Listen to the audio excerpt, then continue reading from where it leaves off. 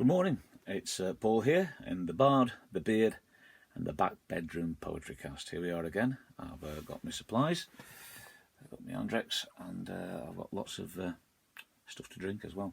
Anyway, like many of us, we're sort of sorting through stuff at these times, and I found this. I just thought I'd show you this. This is a bookmark.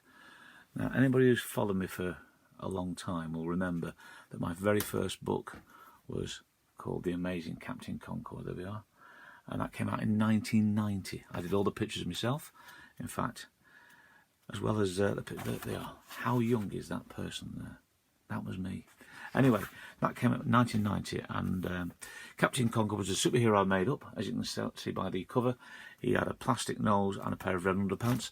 I've still got the plastic nose here, and believe it or not, I'm now going to show you my underpants. And there we are. And I used to make a living every day by going into schools and putting those on in front of children and then taking them off in front of children. And that was before DBS, of course. So Captain Concord was something I did lots and lots. So the girl who made this was Hayley Holland. I've no idea where she's from. But I found this in a drawer. Isn't that lovely? A bookmark, and it said, "Find the magic in a book." And that's probably great for these times. But I love that bookmark. Hayley Holland, if you're out there, do get in touch. I've kept that probably for the best part of 30 years. And who knows how long I'll keep it now as well. But Captain Concord doing a little dance as well. And it even says "Swing Your Pants," which is a reference to, I think, Saturday morning TV. Anyway, I've been asked to do a poem yesterday by somebody, and it's one of my favourite poems. It's called "Let No One Steal Your Dreams."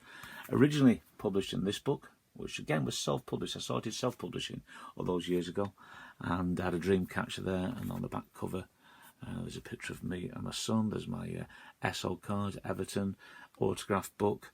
There's a Slade record, as ever. And "Let No One Steal Your Dreams" has become a poem that's been used by lots and lots of schools as their mission statement. It's been used as the Year 6 Leavers poem.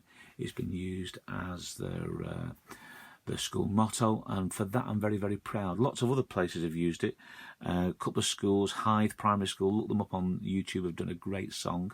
And there's a video, it's on my website actually, just go on the website paulcooksonpoet.co.uk, and there's a video there. Also look up Sing Together, and they're a great organisation in Lancashire, and they did a fantastic musical version of it as well, and that's on YouTube as well. So "Let No One Steal Your Dreams," and people ask me why it's my favourite poem, for many of those reasons I've just explained, but also if somebody had told me 30 years ago that I'd still be here, I say making a living as a poet, obviously I'm not at the moment because of the current situation, but if somebody told me 30 years ago that poetry was still my job, I wouldn't have believed that, and that poetry would allow me to travel the world, the countries I've been to because of poetry. Not recently, I'll just hasten to add, but although this time last year I was in Barcelona, I had a great little moment where this little girl said, "Paul, will you sign my book please?" I said, "Certainly." What's your name? She went, "Delphina," and that's my surname, Suarez. I went, "Oh, Suarez, like the footballer?" And she went, "Yes, that's my daddy." And I thought, how cool is that? Because she's got to go home, and like any dad will say, "What happened in school today?" "Got a book," and they'll sit and read it together. And isn't that a lovely thing, dad and daughter reading together? And when I say dreams, I don't mean things you have no control over. I mean ambitions, things you wanted to do. Obviously, when I was a kid, I didn't want to be a poet. I didn't know you could be. I didn't even start writing poetry properly till I was a teenager. But the first thing I wanted to be was a footballer, like most kids. You know, and my team are Everton, so I wanted to play for Everton. And then I realised I wasn't very good at football, and I couldn't do that. And then I got into music, and my band was Slade, as many of you know, and I wanted to play guitar, I wanted to write songs. I could do neither of those things, or I couldn't sing anyway. So I started writing poems, mainly through people like Roger McGough. Roger was the first poet who made me want to write poems myself. Roger's poems are always a delight, and even now when I get a new book, I think there's still so much to learn when you read a Roger McGough poem. He was the first poet who made me want to write poems, and I suppose John Cooper Clarke was the first poet who made me want to perform poems, so I started writing and performing. Then I became a teacher, and eventually went down from full-time teaching to part-time teaching. I remember sitting on the Sheffield railway station with Ian Macmillan, the great poet from Barnsley, and saying, "I don't know if I want to teach till I'm 50 or whatever." And he said in his Barnsley dialect. Ah, right for kids, that could do that. And within a year I became a part-time teacher and started doing this, and here we are 30 years later. Poetry still being my job, having published lots of books for Macmillan and other publishers, and just to sort of come back on those stories, those references. Roger McGough and John Cooper Clarke I've now met. Their poems now appear in my books, which is quite weird.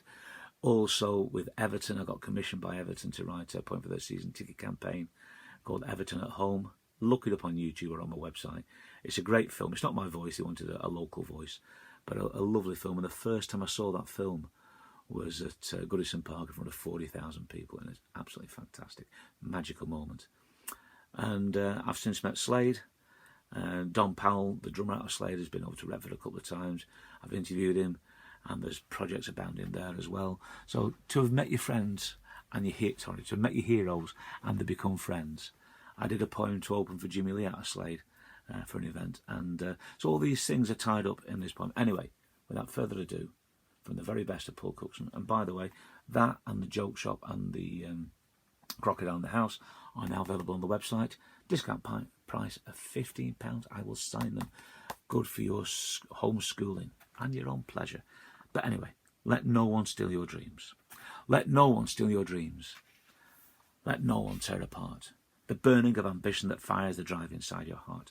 Let no one steal your dreams. Let no one tell you that you can't. Let no one hold you back. Let no one tell you that you won't. Set your sights and keep them fixed. Set your sights on high.